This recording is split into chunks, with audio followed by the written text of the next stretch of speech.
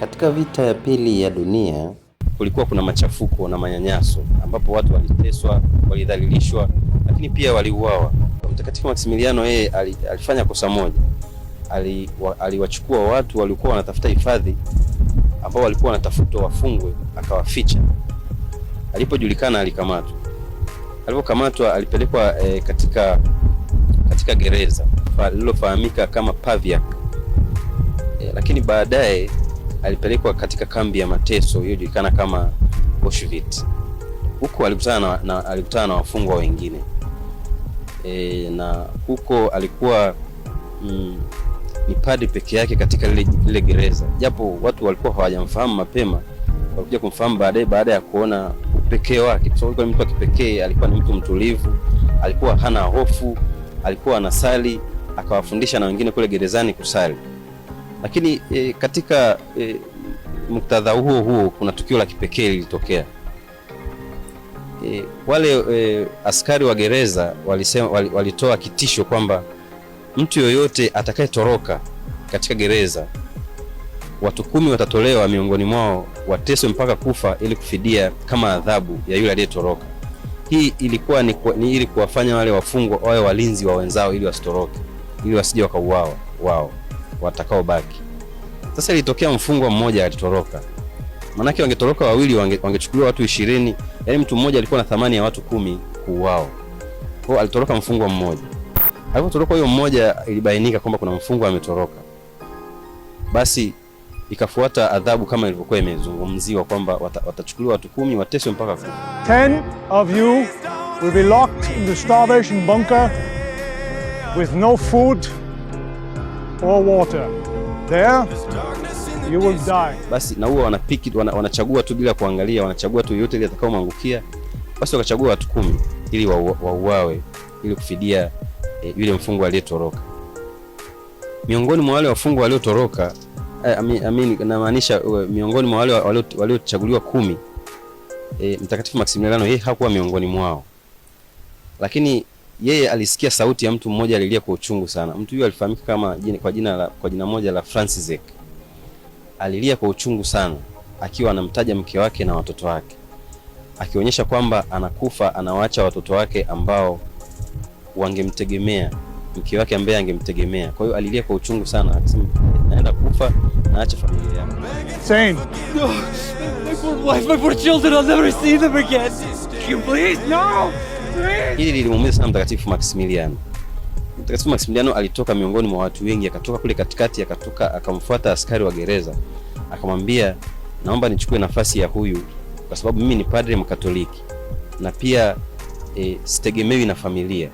Huyu anategemewa na familia, wanamtegemea yeye ndio baba wa familia. I'm a Catholic priest. Let me take his place. Basi kulingana na wanahistoria walivyoandika katika vitabu mbalimbali, wanasema kwamba yule askari alikubali haraka baada ya kujua yule ni padri, kwa sababu walikuwa wanachuki sana mapadri, kwa sababu mapadri walikuwa ni watu walikuwa wanahubiri upendo, na wakati ule chuki ilikuwa imetawala. Basi ombi la Maximiliano lilikubalika, akachukua nafasi ya Francisek. Francisek aliachiwa huru kabisa, akaondoka akaenda nyumbani. Na kulingana na watu walivyoandika, walitumia kauli fulani kwamba alikimbia sana, kwa sababu unaweza ukatengeneza picha kwamba umenusurika kutoka katika kifo, kwamba unajua kabisa hapa ninakufa, na ukajitoka katika mazingira kwamba uko huru. Kwa hiyo aliondoka. Maximiliano aliunganishwa na wale watu 10 ambao walipelekwa katika sehemu maalum ya kuwatesa watu mpaka kufa. Na hao watu walikufa kwa namna gani? Walikufa kwa njaa, kwa sababu inasemekana kwamba mwanzoni walikuwa wanapelekewa chakula kidogo sana na maji, lakini ilifika wakati wakawa hawapelekei chakula kabisa ili wafe. Baada ya wiki 2 walikuwa wameshakufa na walikuwa wamebaki watu 4 tu katika kile chumba cha mateso. Miongoni mwa watu 4 alikuwa Mtakatifu Maximiliano, alikuwa ni miongoni mwa wale watu 4 waliobaki.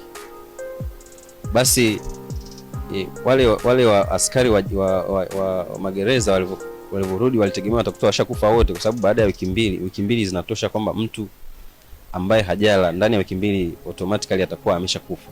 Lakini alishangaa kuwakuta watu 4 bado wako kule ndani. Kama ni wewe ungejisikiaje? Umebakiza siku chache ufe, si kwamba alikuwa na kosa au si kwamba alilazimishwa, bali alijitoa mwenyewe, na wenzake wote wamekufa, anaona miili yao iko pale.